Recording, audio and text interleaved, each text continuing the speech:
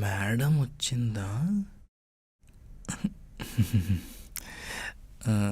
Good morning madam. అందరికంటే ముందొచ్చి ఇలా డాన్సులు వేస్తున్నావా?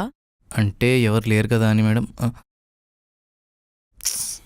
దీనమ్మ జీవితం. పొద్దున్నే ఎవడ ముఖం చూశాను.